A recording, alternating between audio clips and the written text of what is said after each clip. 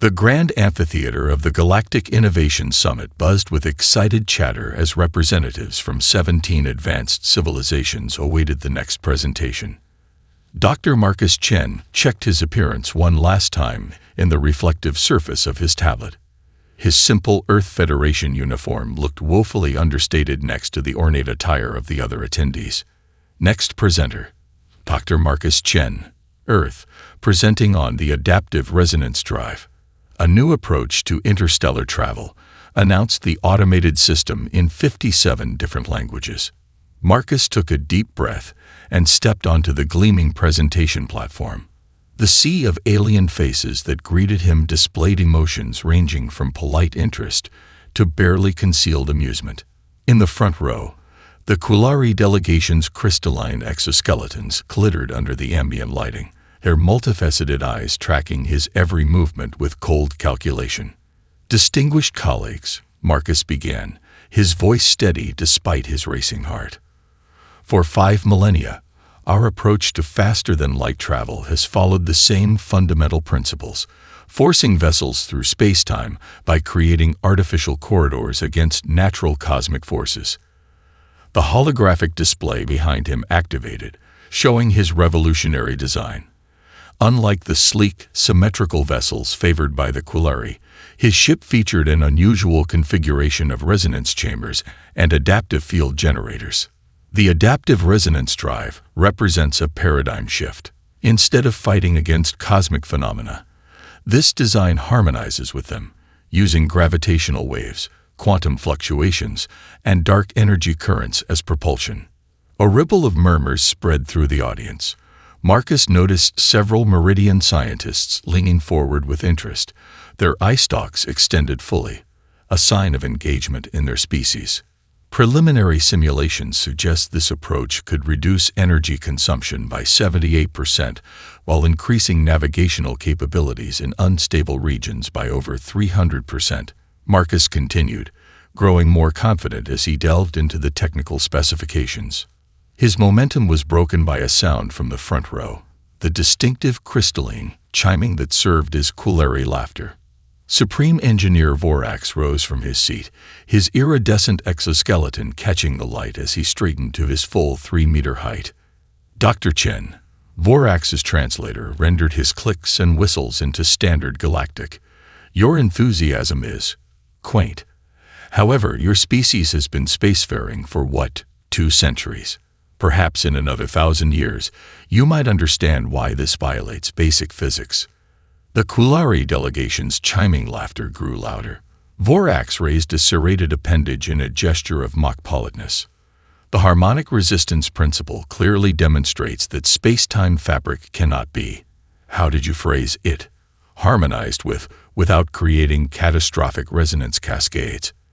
This is established science for any advanced civilization." The room erupted in chittering, hooting, and electronic sounds that the translation software identified as laughter. Marcus stood frozen, watching as his life's work was dismissed in seconds. "We appreciate Earth's continued contributions," Vorax continued, his translator somehow conveying patronizing amusement, "and encourage you to study the established principles our civilization perfected 4 millennia ago. The educational materials are available at a level suitable for your species' comprehension."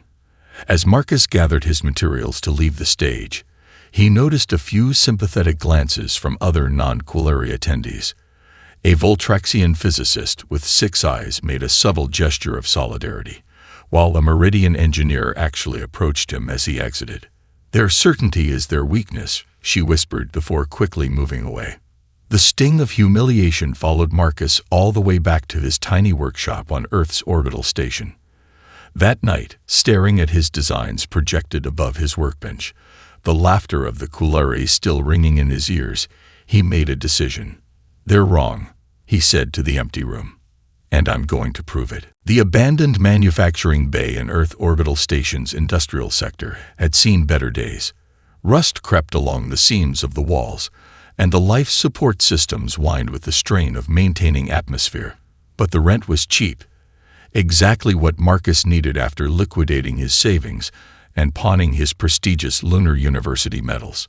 "This is where humanity proves them wrong," Marcus said to the empty space, his voice echoing against metal walls. 3 days into converting the bay into a workable facility, the main airlock cycled open without warning. Marcus spun around, half expecting security officers coming to shut him down for code violations. Instead, a slender figure entered, her bioluminescent skin casting a soft blue glow over the dim workspace. The Meridian's 4 arms carried crates of equipment, and her eye stalks swiveled to take in the entire facility in seconds. "Dr. Chen, I am Zara T. former chief engineer of the Meridian Science Academy." Her voice modulator produced nearly perfect standard Galactic. "I was present at your presentation. The Quillari are wrong. I have brought equipment." Marcus recognized her, the Meridian who had whispered words of encouragement after his humiliation. "This is all salvage," Zora continued, opening crates to reveal components in various states of repair. "They revoked my credentials when I published research contradicting Quillari resonance theory. I have been watching for someone who might actually challenge them." Before Marcus could respond, the airlock cycled again. A massive Voltraxian squeezed through, all 6 eyes blinking asynchronously, a sign of intense thought in their species. His gray skin was covered in mathematical equations tattooed in bioluminescent ink. "Dr. Vox," the Voltraxian introduced himself simply. "Your equations regarding adaptive field manipulation. They require refinement. But the core principles are sound. I will assist." Marcus had heard of Dr. Vox. Brilliant but impossible to work with. Expelled from 3 different research institutions for aggressive methodology and uncompromising standards. "I don't have much in the way of payment to offer," Marcus admitted. Vox's large primary eyes blinked. "Payment is irrelevant. Proving the Quillari wrong is sufficient compensation." The airlock cycled a 3rd time that day. A small, elderly human woman entered, her white hair cut in a practical military style. She pulled the floating cargo sled stacked with ancient but meticulously maintained tools. "Grandma." Marcus stared in surprise. Captain Eleanor Chen, the first human to navigate the treacherous Kuiper Belt without AI assistance, looked around the workspace with a critical eye. "Your father called. Said you'd finally decided to do something interesting with your life." She tapped a worn metal toolbox. "These got me through the Orc Cloud incident of '89. Figure they might help you show those crystal snobs what humans can do." Within a week, their motley workshop became a hive of activity. The team worked in a peculiar harmony. Zara's practical engineering complementing Vox's theoretical brilliance, while Eleanor's decades of experience provided solutions no textbook would suggest. They named their ship the Paradigm Shift, agreeing the name was both accurate and satisfyingly petty. Strange equipment failures plagued them regularly. Power outages occurred precisely when running critical simulations. Supply deliveries went missing. One morning, Marcus spotted a sleek Quillari surveillance drone hovering near their perimeter before it darted away. "They're watching us," Zara noted, her eye stalks tracking the drone's departure. "Good," said Eleanor, tightening a coupling with practiced hands. "Let them watch. Won't help them understand what they're seeing." That evening, news channels throughout the station displayed the same headline. Quillari announced construction of revolutionary flagship *, Eternal Dominance *, to redefine space travel as we know it. "Convenient timing," Vox observed, all 6 eyes fixed on the announcement. Marcus smiled for the first time in weeks. "They're worried." The announcement appeared simultaneously on every screen in the orbital station, impossible to ignore. Holographic displays burst with imagery of sleek Quillari vessels streaking between stars, their crystalline hulls gleaming against the void. "The Grand Centennial Race will commemorate 5,000 years of Quillari faster-than-light innovation," declared the translator voice, "a testament to our continued dominance in interstellar travel technology." Marcus and his team gathered around their common area screen, watching as the announcement detailed the course. a treacherous path through 3 star systems, navigating asteroid fields, radiation belts, and the notorious Charybdis maelstrom. The prize: access to the legendary ancestral archives and rare materials from the galactic core. Registration closes in 3 standard days. The announcement concluded. May the most advanced civilizations demonstrate their superiority. Eleanor snorted. Subtle. Without hesitation, Marcus accessed the registration portal. The application fee made him wince. It would cost their entire remaining budget. Are you certain? Zara asked, her eye stalks converging in concern. The paradigm shift is barely half completed. We have 3 months until the race, Marcus replied, his fingers hovering over the confirmation. It's enough time. Dr. Vox blinked his 6 eyes in sequence, his species equivalent of contemplation. The power regulation systems remain theoretical. The resonance chambers require calibration we haven't perfected. The hull integrity under adaptive field stress is untested. So we'll work faster, Marcus said, pressing the confirmation. The screen flashed acknowledgement. Earth entry. Registered. That evening, the workshop's proximity alert chimed. Ambassador Lena Park stood at the airlock, her diplomatic uniform immaculate despite the industrial sector's perpetual grime. Her expression shifted between professional concern and personal curiosity. Dr. Chen, a word, she requested, stepping into the cluttered space. Ambassador Park. Marcus nodded, clearing tools from a chair. This is unexpected. As was your registration for the Centennial race, she replied, declining the seat. The diplomatic course is concerned. You realize this could become a diplomatic incident if Earth is humiliated on a galactic stage. Marcus gestured toward the partially constructed drive system. We won't be humiliated. The ambassador approached the experimental drive, her eyes widening slightly at the unconventional configuration. Her hand hovered near a resonance chamber, not quite touching it. This isn't like anything in our technical database, she murmured. That's rather the point, Marcus said. Ambassador Park studied him for a long moment. The Quillary attaché requested information about your project this morning. Quite insistently. I'm sure they did. I told them our policy of scientific independence prevents government interference in private research. A hint of a smile touched her lips. They were displeased. She turned to leave, then paused. Hypothetically, if certain restricted materials were to become available to your team through unofficial channels, would that accelerate your timeline? Marcus blinked in surprise. Hypothetically, yes, particularly quantum stabilizers and adaptive alloys. I see. The ambassador nodded crisply. Good evening, Dr. Chen. Earth wishes you success in your endeavors. The next morning, unmarked crates arrived at their airlock. Inside, they found exactly the components they needed, with no documentation or explanation. 3 days later, a formal message arrived. Supreme Engineer Vorax requested to inspect the human entry vessel to ensure minimum safety standards. The real reason was transparent. He wants to see if we're actually a threat, Eleanor said, checking her chronometer. He'll be here in 1 hour. Marcus looked around their workspace. Exposed wiring, experimental components, and the half-assembled hull of the paradigm shift. Let him look, Marcus said. He still won't understand what he's seeing. The central spaceport gleamed under artificial sunlight. Its massive launch bays housing the 17 vessels entered in the Grand Centennial race. The paradigm shift sat in Bay 14, conspicuously different from its competitors. While other ships displayed seamless hulls and elegant profiles, the human vessel bore visible welding marks, asymmetrical resonance chambers, and a patchwork of materials that made it look cobbled together rather than engineered. It looks like it was built in a cave, muttered a passing Tellurian official. With scraps, added his companion with a chuckle.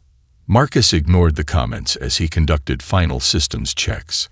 After 3 months of relentless work, the paradigm shift was finally complete, or as complete as it could be before the deadline. The experimental drive had passed its static tests, but tomorrow would be its first actual flight. "We've drawn quite an audience," Eleanor noted, gesturing toward the observation deck where dozens of aliens watched their preparations with undisguised curiosity. "They're waiting for us to fail," Zara said, her eye stalks drooping slightly. "The betting pools give us less than a 2% chance of finishing the race." "Good," Vox replied, all 6 eyes focused on his calibration equipment. "Favorable odds are irrelevant to actual outcomes." As darkness fell over the spaceport, the team conducted their final checks and prepared to rest before tomorrow's launch. Marcus performed one last walk-around inspection, examining every centimeter of their creation. It was during this inspection that he noticed something odd, a slight discoloration on one of the primary stabilizer housings. Trusting his instinct, he opened the access panel and inserted a diagnostic probe. The readings made his blood run cold. "Team meeting now," he called over the comm. Minutes later, they gathered around the diagnostic display. The evidence was irrefutable. The molecular structure of the primary and secondary stabilizers had been subtly altered. The damage was precisely calculated, not enough to trigger alarms during standard checks, but enough to cause catastrophic failure once the drive engaged at full power. "This is molecularly precise damage," Zara observed, her voice tight. "The pattern matches Coulari engineering tools." "Sabotage," Eleanor said flatly. "They're that worried about us." Marcus checked the time. 12 hours until launch. "Can we replace the stabilizers?" Vox calculated rapidly. "Impossible. Fabrication would require 36 hours minimum." The team fell silent, the weight of their predicaments settling over them.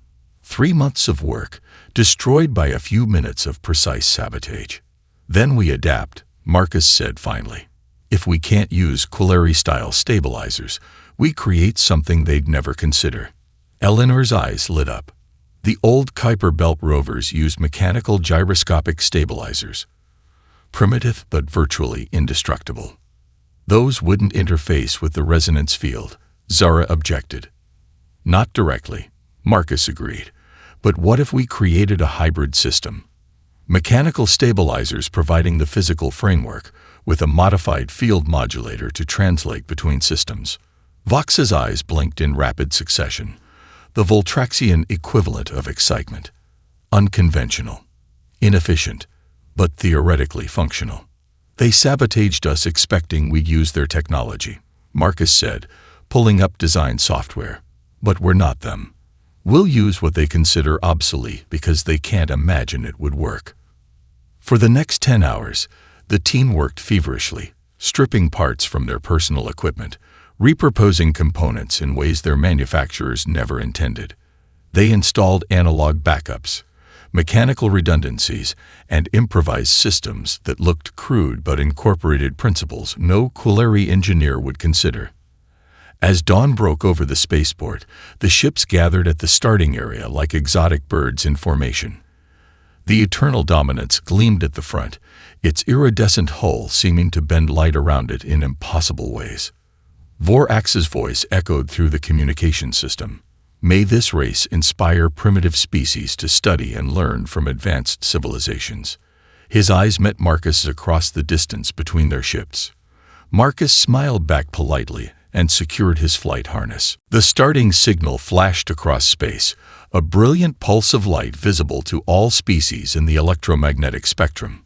17 ships launched into the void, their engines igniting in a spectacular display of technological prowess.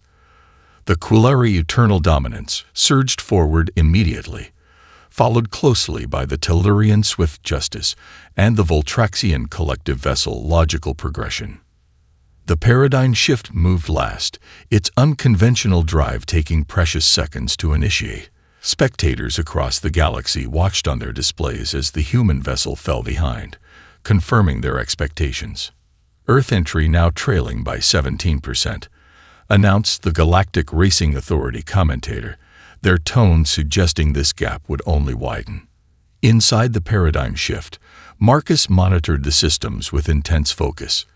the improvised stabilizers functioned at 82% efficiency. Not ideal, but sufficient.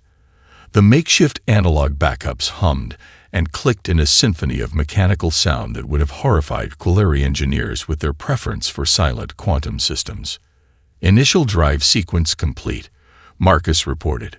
All systems nominal. First challenge approaching. The Cygnus asteroid field. Eleanor announced from the navigation station. Dense particulate matter with unpredictable gravitational eddies. On their screens, they watched the other ships slow their approach, calculating precise safe passages through the tumbling space rocks. The Quilleri vessel deployed field projectors to push asteroids from its path, brute forcing a solution with overwhelming power. Now, Marcus said, his finger hovering over the control that would activate the core function of the adaptive resonance drive. Hold on. He pressed the control. For a terrifying moment, nothing happened. Then the ship shuddered as if alive, and the hum of the drive changed pitch.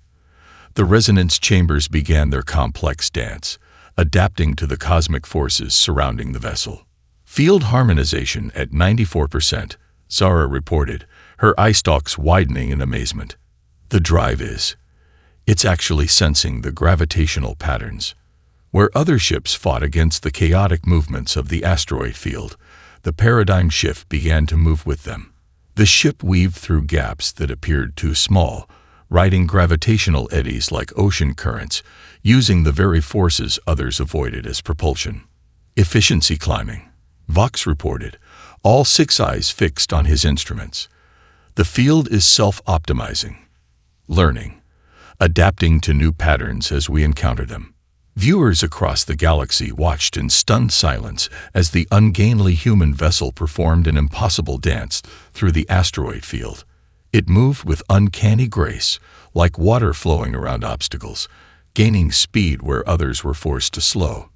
Remarkable navigation from the Earth entry, the commentator said, professional neutrality failing to hide their surprise.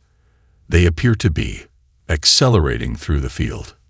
By the time they emerged from the asteroid field, the paradigm shift had moved from last place to 8th. Next challenge, the Taurus radiation belt, Eleanor called out, her hands dancing over the navigation controls with intuitive adjustments that complemented the automated systems. Where conventional shields would strain against the intense radiation, the adaptive resonance drive began to harmonize with the energy patterns, absorbing and channeling them to further boost the ship's performance. They're using the radiation as propulsion, gasped a Meridian commentator. That's not possible. By the first checkpoint, they'd moved to 5th place. The Quilleri commentators fell uncharacteristically silent as the standings updated across galactic displays. On the Eternal Dominance, Supreme Engineer Vorax watched the human ship's signature on his tactical display with growing disbelief. For the first time in his 300-year career, he felt something entirely unfamiliar: doubt. Prepare the secondary drive systems, he ordered his crew. Maximum power. The race had reached its halfway point when urgent alerts flashed across all communication channels. Marcus jerked his attention to the emergency broadcast as it overrode their navigation displays. Attention all vessels. Came the voice of the Galactic Racing Authority. Spatial anomaly detected in the Charybdis maelstrom. Severity classification upgraded to Omega 9. Course alteration mandatory. Repeat. Course alteration mandatory. Data streamed across their screens. The notorious Charybdis maelstrom, always dangerous, had become violently unpredictable. A recent stellar event had triggered cascading space-time distortions that were expanding rapidly. New course parameters downloading, Zara reported, her eye stalks swiveling between displays. The detour will add 7 hours to projected race time. Marcus studied the tactical overview. 3 ships had already entered the danger zone before the warning. The Tellurian Swift Justice, a Meridian research vessel, and most notably, the Quilleri flagship Eternal Dominance. All 3 had stopped transmitting positional data. They're trapped in there, Eleanor said quietly, her experienced eyes reading between the lines of the official warnings. The paradigm shift now held second place, with a clear path to victory on the altered course. The remaining vessels were already adjusting their trajectories to avoid the maelstrom. "We could win this," Zara said, her voice uncertain. "The next ship is 20 minutes behind us. If we follow the new course, what would happen to those ships in the maelstrom?" Marcus interrupted. Dr. Vox ran calculations, his 6 eyes blinking rapidly. Space-time compression would increase exponentially. Conventional drives would fail under dimensional stress. Structural integrity compromise within 2 hours. Complete molecular dissolution within 4. Marcus looked at his team. No words were needed. He saw the same resolve in their faces that he felt in his heart. "Plot a course into the maelstrom," Marcus ordered. "Our drive should be able to adapt to the distortions." "Should," Eleanor emphasized, already adjusting their heading. "No guarantees." The paradigm shift banked sharply, turning directly toward the swirling chaos where no rational pilot would go. The Galactic Racing Authority immediately bombarded them with warnings and demands to return to the sanctioned course. Marcus switched off the communication system. As they approached the edge of the maelstrom, the sensors began registering impossible readings. Space itself seemed to fold and unfold in patterns that defied conventional physics. Colors existed that had no names, and time flowed inconsistently across their instruments. "Conventional navigation impossible," Zara reported, her voice steady despite the circumstances. Switching to resonance mapping, the ship shuddered as it crossed the threshold into the maelstrom. For a moment, systems flickered across the board. Then the adaptive resonance drive adjusted, humming with new harmonics as it began to synchronize with the chaotic environment. This was the environment, impossible to predict with equations, where the human ship's adaptive technology truly shined. While conventional ships fought against the chaos until their systems failed, the paradigm shift danced with it, constantly retuning and adjusting. "I'm detecting fragments of communication," Vox announced. "Distress signals, heavily distorted." "Can you triangulate?" Marcus asked. "Processing," Vox replied, manipulating the sensors. 3 distinct sources. Nearest is the Kulari flagship. They followed the faint signal through swirling vortices of warped spacetime. Eventually, they spotted the Eternal Dominance, its gleaming hull now stressed and buckled, caught in a pocket of compressed spacetime that was slowly crushing it. A communication request flashed on their screen. Marcus accepted it. Vorax's face appeared, his crystalline features contorted with a very non-alien emotion. Fear. Static disrupted the transmission, but his words came through clearly enough. "Human vessel. Impossible. How are you still functional?"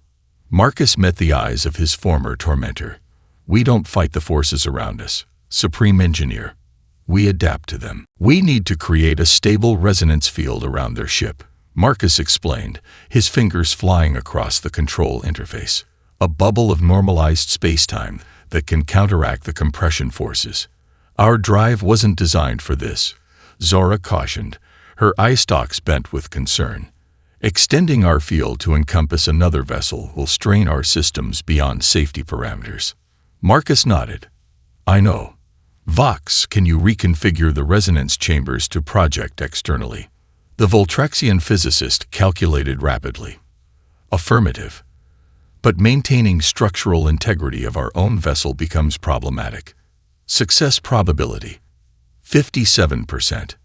We'll also need to rescue the other 2 ships," Eleanor reminded them. "The Tellurian and Meridian vessels are still out there." Marcus took a deep breath. "One problem at a time. Let's save the Kulari first." The paradigm shift maneuvered as close as possible to the distressed Kulari flagship. Through the viewports, they could see stress fractures spreading across its crystalline hull as the spacetime pocket continued to compress. "Initiating external resonance projection," Marcus announced, activating the modified systems. The ship shuddered violently. Warning indicators flashed red across multiple displays as the adaptive resonance drive strained to extend its harmonizing effect beyond their hull. Drive temperature exceeding safe limits, Zara reported tensely. Primary stabilizers at 118% capacity. Reroute emergency power to cooling systems, Marcus ordered. Vox fine-tuned the resonance pattern to match the distortion frequency. Outside, a shimmering field of energy began to spread from the paradigm shift toward the Coolari vessel. Where it touched the compressed space-time pocket, reality seemed to smooth and normalize. "It's working," Elinor said softly. "The compression is slowing." On the communication screen, Vorax's expression shifted from fear to disbelief. "Impossible. Your technology can't." "Save the physics debate for later," Marcus interrupted. "When our field reaches your ship, you'll have a 60-second window to engage your engines and follow us out. Your conventional drive should function normally within our resonance bubble." The Coolari engineer stared at Marcus for a long moment, centuries of certainty crumbling before human ingenuity. Finally, he nodded. "Standing by." The resonance field enveloped the eternal dominance completely. The stressed fractures on its hull stopped spreading. "Now," Marcus called. The Coolari ship's engines flared to life. It began to move, following precisely in the paradigm shift's wake. The human vessel created a corridor of stable space-time through the chaotic maelstrom, leading their former tormentors to safety. Over the next hour, they repeated the procedure twice more, rescuing the Tellurian and Meridian vessels using the same technique. Each rescue further strained their systems. By the third extraction, warning alarms blared continuously throughout the ship. Primary hull integrity at 64%. Zora reported as they finally turned toward the exit point. Drive efficiency declining rapidly. We're losing harmonic stability. "We just need to hold together long enough to get everyone out," Marcus said, his voice steady despite the ship bucking beneath them. As they approached the boundary of the maelstrom, parts of their improvised systems began to fail. Smoke filled the engineering section as circuits overloaded. A support beam crashed down near Eleanor's station, missing her by centimeters. "Almost there," Marcus encouraged, hands steady on the controls despite the chaos. With a final surge of power that blew out half their remaining systems, the paradigm shift broke free of the maelstrom, the three rescued ships following in its wake. Behind them, the spatial anomaly collapsed in on itself, sealing the dangerous region. On the main view screen, the race statistics appeared, automatically updated by the Galactic Racing Authority. The paradigm shift had fallen to 14th place. Any chance of victory was long gone. Yet as Marcus looked at the three ships they had saved, he felt only satisfaction. Some victories mattered more than others. The communication system chimed. Vorax's face appeared, his crystalline features arranged in an expression Marcus had never seen before on a Coolari: humility. 6 months after the Grand Centennial Race, Marcus stood before the gleaming entrance of the newly established Galactic Innovation Center. The structure itself represented a revolution, replacing the hierarchical engineering guild headquarters with an open, collaborative space where knowledge flowed freely between species. Taking a deep breath, he stepped through the doorway. The atrium buzzed with activity, engineers from dozens of species working side by side in transparent lab spaces. Several nodded respectfully as he passed, a far cry from the dismissive looks he'd received a year ago. "Dr. Chen," called a familiar voice. Ambassador Park approached, now wearing the insignia of Earth's representative to the Galactic Scientific Council, a position that hadn't existed before the race. "Your timing is perfect. The first collaborative design team is ready to present their prototype." She led him through the facility to a large demonstration chamber, where a diverse group of engineers gathered around a drive system that combined elements of the adaptive resonance drive with refined Coolari components. The hybrid system achieves 42% greater efficiency than either technology independently, explained a young Coolari engineer, her crystalline features arranged in what Marcus now recognized as excitement. By integrating human adaptive principles with our traditional resonance technology, we've created something genuinely new. Marcus spotted Dr. Vox in a nearby laboratory, surrounded by students from 6 different species as he explained complex theoretical equations. The Voltrexians' published works on adaptive field theory had become standard reading at academies across the galaxy. In another wing, he found Zora leading the new cross-species engineering division. She was demonstrating miniaturized resonance technology to a group of fascinated students. The applications extend far beyond propulsion, she explained, her eye stalks extended with enthusiasm. Medical instruments that adapt to different physiologies, environmental systems that harmonize with planetary conditions rather than forcing standardization. We are just beginning to explore the possibilities. In a small classroom, Marcus paused at a familiar sight. His grandmother Eleanor surrounded by young Kulari students, her weathered hands guiding theirs through the assembly of a simple mechanical stabilizer.